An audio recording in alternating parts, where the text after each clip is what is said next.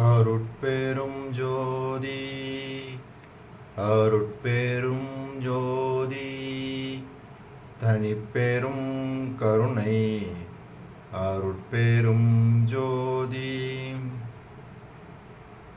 எல்லாம் செயல்கூடும் என் ஆணை அம்பலத்தே எல்லாம் வல்லான் தனையே ஏத்து. ஓம் ஸ்ரீ ராமலிங்காபயம். ஓம் ஸ்ரீ ராமலிங்காபயம்.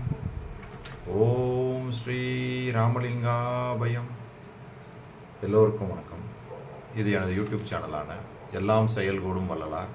நான் வள்ளலார் முத்து பேசுகின்றேன். இன்றைய பதிவில் நாம் அத்விதானந்த அனுபவ இடையீடு என்ற தலைப்பின் கீழ் வரும் 4வது பாடலுக்கான விளக்கத்தை பார்க்க இருக்கின்றோம்.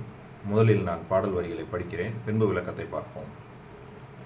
சிதம்பரத்தே ஆனந்த சித்தர் திருநடந்தான் சிறிதறிந்தபடி இன்னும் முழுவதும் அறிவேனோ. பதம்பர தேம்பலம் பிழிந்து பாலும் நரும்பாகும் பசு நெய்யும் கலந்ததென பாடி மகிழ்வேனோ.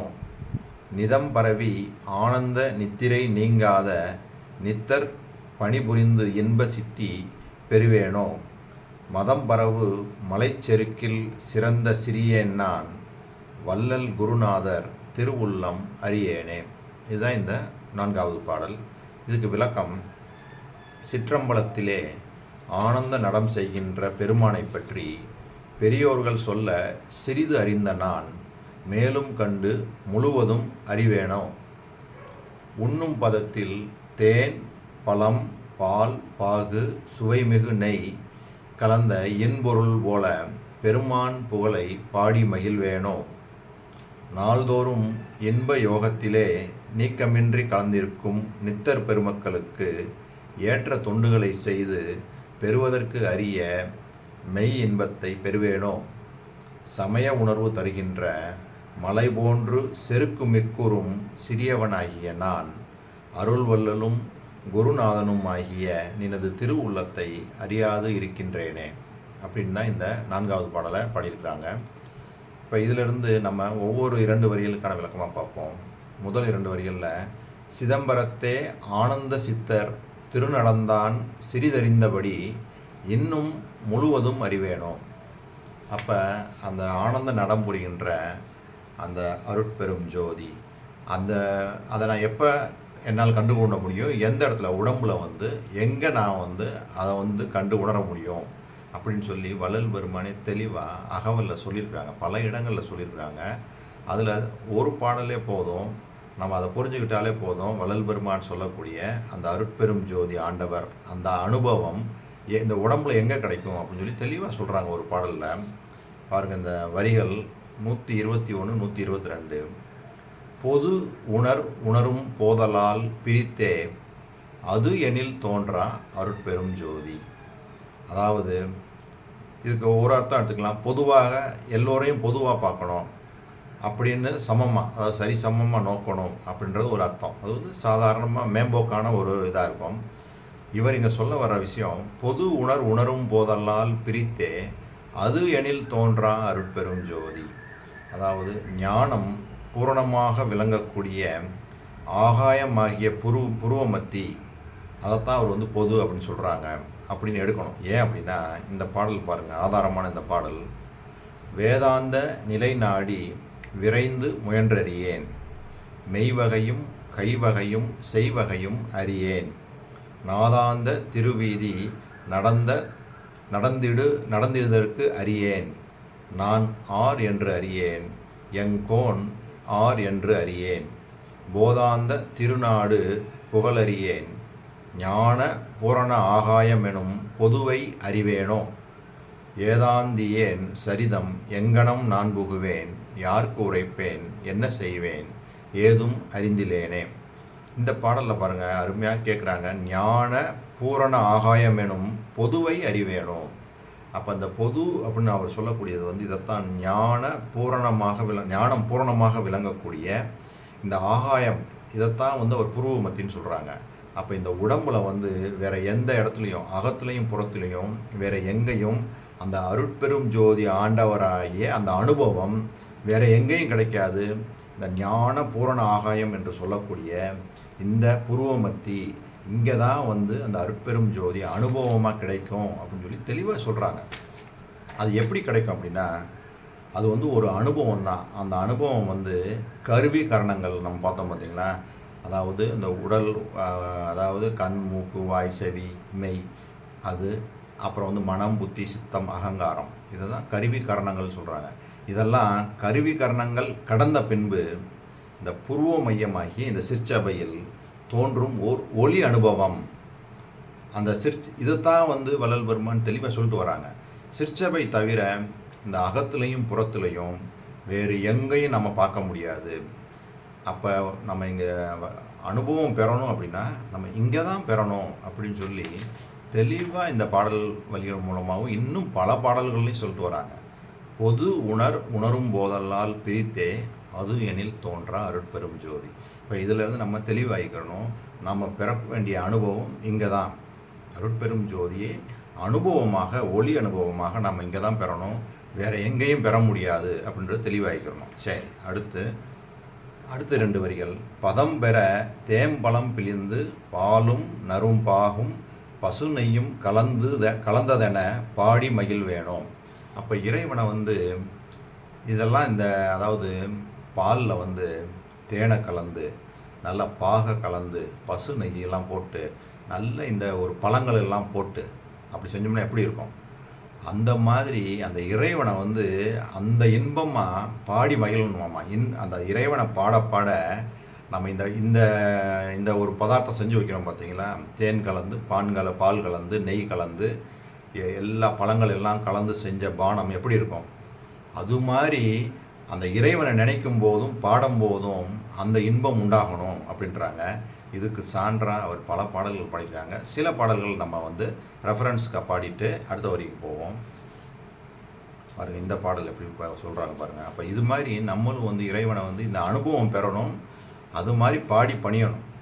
வாயார வாழ்த்துகின்றோர் மனதமர்ந்த தெய்வம்னு சொல்கிறாங்க பாருங்கள். இப்போ பாருங்கள், பார்த்தாலும் நினைத்தாலும் படித்தாலும் படிக்க பக்க நின்று கேட்டாலும் பரிந்து உள் உணர்ந்தாலும் ஈர்த்தாலும் பிடித்தாலும் கட்டி அணைத்தாலும் இத்தனைக்கும் தித்திக்கும் இனிந்த சுவை கரும்பே வேர்த்தாவி மயங்காது கனிந்த நறுங்கனியே மெய்மை அறிவானந்தம் விளங்கும் அருள் அமுதே தீர்த்தா என்று அன்பர் எல்லாம் தொழ பொதுவில் நடிக்கும் தெய்வ நடத்தரசே என் சிறுமொழி ஏற்றருளே.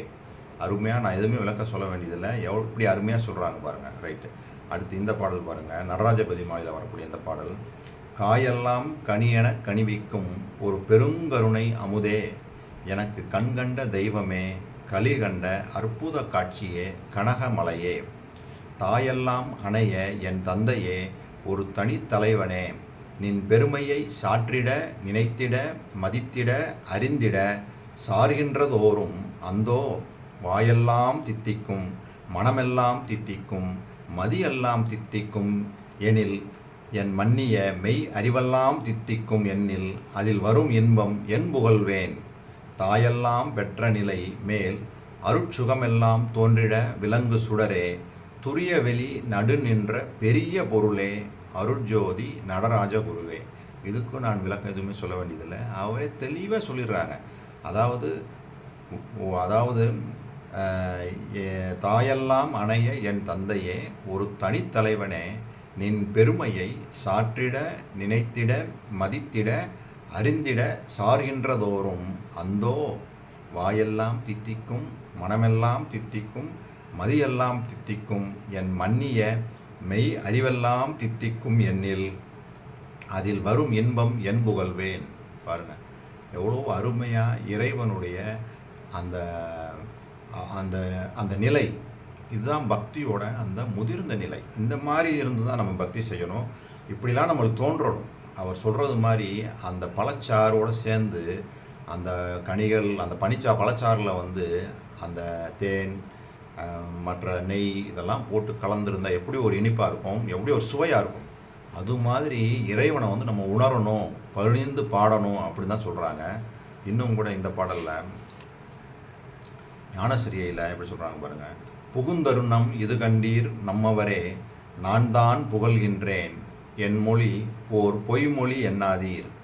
உகுந்தருணம் உற்றவரும் பெற்றவரும் பிறரும் உடைமைகளும் உலகியலும் உற்றதுணை அன்றே, மிகுந்த சுவை கரும்பே செங்கனியே கோர்த்தேனே மெய்ப்பயனே கைப்பொருளே விலையறியா மணியே, தகுந்த தனி பெரும்பதியே தயாநிதியே கதியே, சத்தியமே என்றுரைமின் பக்தியோடு பணிந்தே. பாருங்கள், பக்தி வந்து பணிந்து செய்யணுன்றாங்க. எப்படி புகழ்ந்துலாம் சொல்கிறாங்க பாருங்கள். இறைவனை வந்து இங்கே சொன்னது மாதிரி அங்கே சொல்கிறாங்க பாருங்கள். மிகுந்த சுவை கரும்பே செங்கனியே கோர்த்தேனே மெய்ப்பயனே கைப்பொருளே விலையறியா மணியே, தகுந்த தனி பெரும்பதியே தயாநிதியே கதியே. இந்த மாதிரி இறைவனை நம்ம வந்து போற்றி புகழ்ந்து பணிந்து பாடணும் அப்படின்றாங்க. சரி, இப்படி சொன்னவங்க அடுத்து மெய்யொருள் வியப்பில் எப்படி சொல்கிறாங்க பாருங்கள். நினைக்க நினைக்க தித்திப்பு எனது நினைவில் கொடுக்குதே, நின்பால் அன்றி பிறர்பால் செல்ல நெஞ்ச நடுக்குதே, என்னை துன்பொழித்து ஆட்கொண்ட நின்னை அன்னை என்பனோ, என் தாய் அன்பிலே நின் அடிக்கு முன்னை அன்பனோ, வல்லால் உன்னை பாடப்பாட வாய் மணக்குதே, வஞ்ச வினைகள் என்னை விட்டோடி தலை வணக்குதே, எல்லாதுனது புகழை கேட்க செவி நயக்குதே, என் தாய் தயவை எண்ணுந்தோறும் உளம் வியக்குதே. பாருங்கள், இங்கேயும் எப்படி அருமையாக சொல்கிறாங்க பாருங்கள். வல்லால் உன்னை பாடப்பாட வாய் மணக்குதே, வஞ்ச வினைகள் என்னை விட்டோடி தலை வணக்குதே. சரி, இவ்வளவு இந்த ரெண்டு வரிக்கு இவ்வளோ விளக்கம் போதும். அடுத்த 2 வரி, நிதம் பரவி ஆனந்த நித்திரை நீங்காத நித்தர் பணிபுரிந்து இன்ப சித்தி பெறுவேணும். அதாவது மகான்களுக்கு வந்து தொண்டு செய்யணுன்றாங்க. மகான்களுக்கு தொண்டு செய்கிறதை பற்றி வள்ளல் பெருமான் வந்து உரைநடையில் அருள் நெறி அப்படின்ற தலைப்பில் அறிந்து செய்த பாவங்கள் அறியாத செய்த பாவங்கள் அப்படின்னு சொல்கிறாங்க. அந்த பாவங்கள்லாம் செஞ்சோம்னா நம்மளுக்கு அதுக்கு பிராயச்சித்தமாக பலவிதமான விஷயங்களை சொல்கிறாங்க. இதெல்லாம் பிராயச்சித்தம் பண்ணி அந்த பாவங்கள்லேருந்து நம்ம தப்பிச்சுக்கொள்ளணுன்றாங்க. அந்த பிராயச்சித்தம்லாம் செய்யலைன்னா நம்மளுக்கு என்ன மாதிரி தேகம் அடுத்த பிறவியில் கிடைக்கும் அப்படின்றத தெளிவாக அந்த சொல்லியிருக்கிறாங்க. ஏற்கனவே நம்ம பல பதிவுகள் அதை பார்த்துருக்கோம். நான் வந்து இப்போ அறிந்து செய்த பாவங்களில் இந்த மகான்களுக்கு தொண்டு செய்யணும் அப்படின்றத அங்கே சொல்லியிருக்காங்க. அது என்னென்னு மட்டும் படிச்சுட்டு அடுத்தது போவோம். அறிந்து செய்த பாவங்களும் அறியாத செய்த பாவங்களும் எவ்வாறு நீங்கும் அப்படின்னு கேள்வி கேட்டு அவரே சொல்கிறாங்க.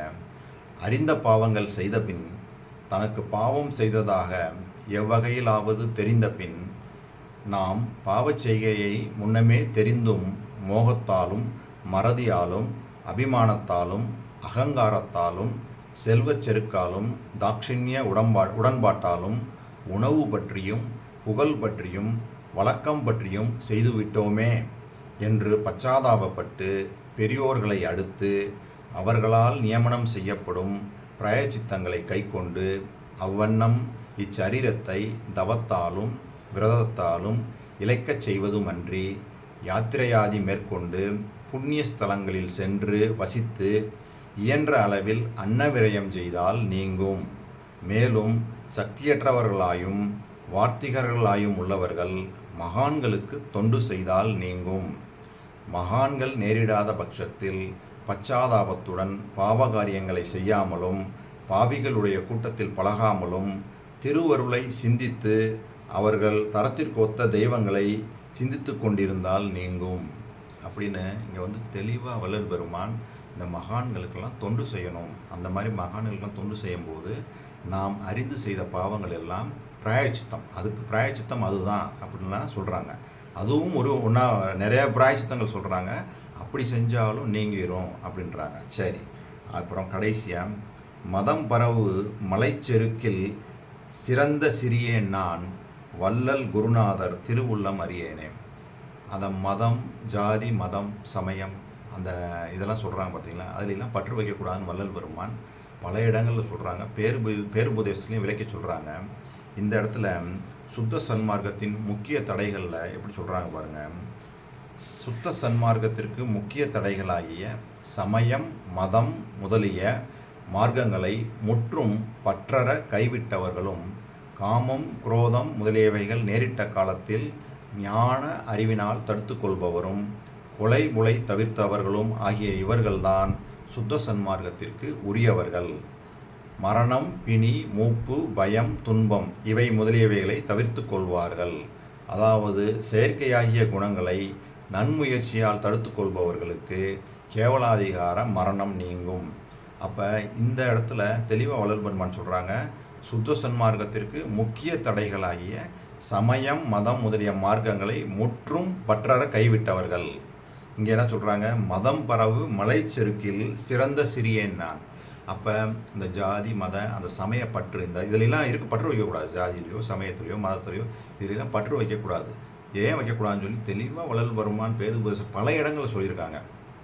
இந்த இடத்துலையும் சுத்த சன்மார்க்கத்திற்கு உரியவர்கள் யார் அப்படின்னும் போது இந்த ஜாதி சமயத்தில் பற்றுகள் இல்லாதவர்களும், அப்புறம் ஞான அறிவினால் அந்த செயற்கை குணங்கள் உண்டாகும் போது அதை தடுத்து கொள்பவர்களும், கொலை புலை தவிர்த்தவர்கள். இந்த 3 தான் சொல்கிறாங்க. இவங்க 3 பேர் தான் சுத்த சன்மார்க்கத்திற்கு உரியவர்கள். அப்போ நம்ம இதில் பயணிக்கணும் அப்படின்னா இது மேலே பற்று வச்சுக்கிட்டு பயணிக்கக்கூடாது. ஏன்னா அதெல்லாம் பற்று வச்சுருந்தோம்னா என்னோட ஜாதி என்னோட சமயம் அப்படின்ற அந்த செருக்கு வந்துடும். அது வந்துடுச்சுன்னா நம்ம மற்ற எதுவுமே நம்மளுக்கு ஒரு பயன்பாட்டுக்கே வராது. அதுலேயே நம்ம உழன்று அப்படியே இருக்க ஆரம்பிச்சிடுவோம். அந்த பொது உணர்வு அப்படின்னு சொல்கிறாங்களே அது வராது. இப்போ ஜீவகாருண்யம் பண்ணணும் போது மற்றவங்களான்ற அந்த பாகுபாடு பார்க்க ஆரம்பிச்சிடுவோம். வள்ளல்பெருமான் சொல்கிறதுக்கு பல காரணங்கள். அதனால தான் அவர் இது வேணாம் இதெல்லாம் போகாதீங்க அப்படின்னாங்க. ஏன்னா அதில் போனோம்னா அதுக்குன்னு சில கோட்பாடுகள் சில இதெல்லாம் வச்சுருப்பாங்க. லிமிட்டட் ஆயிரும். நம்மளுடைய இது அறிவு விசாலமாகாது. ஒரு குறுகிய வட்டத்துக்குள்ளேயே சுருங்கி அதுக்குள்ளேயே இருக்கும்போது நம்மளுக்கு உண்மை அறிவுலாம் தெரியாமல் போயிடும். அதனால தான் வள்ளல்பெருமான் அதுலாம் போகாதீங்க, லட்சியம் வைக்காதீங்க, உயிர்கள் எல்லாம் பொது, எல்லா உயிர்களும் ஒன்று தான். அதாவது உயிருள் யாம் எம்முள் உயிர் உணர்ந்தே உயிர் நலம் பரவுக என்ற அருட்பெரும் ஜோதின்னு ஒரு இடத்துல அகவல் வரிய வருது. அப்போ எல்லா உயிரையும் நம்ம பொது, எல்லாமே சமம், எல்லாருமே அந்த ஒரே தான், கடவுள் தான் அந்த ஆன்மா. எல்லா உயிர்களுக்குள்ளேயும் ஆன்மா, அந்த ஆன்மாவுக்குள்ளே தான் இறைவன் இருக்கிறான். பாகுபாடு மற்ற எதுவுமே இருக்கக்கூடாது, எல்லாத்தையும் பொதுவில் நோக்கணும். அப்படி தான் அதுதானே ஒருமைனா அதானே சொல்கிறாங்கல்ல, எல்லா உயிர்களும் இன்புற்று வாழ வேண்டும் அப்படின்ற அந்த எண்ணம் எப்பயுமே நம்ம வச்சுருக்கணும் உணர்வில். சரி, இந்த சிந்தனையோடு நான் இந்த வீடியோவை நிறைவு செய்கின்றேன். அப்போ இந்த பாடல் வரி இந்த 4களை பொறுத்த வரைக்கும் அவர் சொன்னது மாதிரி அந்த பொதுவாகிய அந்த இந்த புருவ மத்தியில் தான் இந்த ஆகாயம் சொல்கிறாங்க பார்த்தீங்களா, அந்த ஞான ஆகாயம். இந்த இடத்துல தான் நம்ம அந்த அருட்பெரும் ஜோதி அனுபவத்தை பெற்றுக்கொள்ள முடியும் அப்படின்னு சொன்னவங்க இறைவனை எப்படி புகழ்ந்து பாடணும் அப்படின்னு சொல்லி சொன்னாங்க. பல பாடல்களில் அவர் எப்படிலாம் புகழ்ந்து பாடுறாங்க பாருங்கள், அது மாதிரி நம்ம பாடணும். அப்புறம் கடைசியாக நம்ம பார்த்தது மாதிரி அந்த நாம் செய்த அந்த பாவங்கள், அறிந்து செய்த பாவங்களெல்லாம் நீக்கணும்னா ஒரு பிராயச்சித்தமாக இதையும் சொல்கிறாங்க. அதாவது மகான்களுக்கு தொண்டு செய்தாலும் அந்த பாவங்கள் எல்லாம் நீங்கிடும்னு சொல்கிறாங்க. கடைசியாக நம்ம ஜாதி மத சமயங்கள் இதிலெல்லாம் பற்று வைக்கக்கூடாது. ஏன்னா அந்த நம்ம சன்மார்க்கத்திற்கு உரியவர்கள் அப்படின்னா இதெல்லாம் பற்று இல்லாதவங்க தான் இதில் இருந்து பயணிக்க முடியும் அப்படின்னு தெளிவாக சொல்கிறாங்க. இந்த சிந்தனையோடு நான் இந்த வீடியோவை நிறைவு செய்கின்றேன். இதுவரை பொறுமை காத்து எனது வீடியோவை பார்த்த உங்களுக்கு கோடான கோடி நமஸ்காரங்களும் நன்றிகளும். மீண்டும் நாம் நாளைய பதிவில் 5வது பாடலுக்கான விளக்கத்தை பார்ப்போம். அருட்பெரும் ஜோதி அருட்பெரும் ஜோதி தனிப்பெரும் கருணை அருட்பெரும் ஜோதி.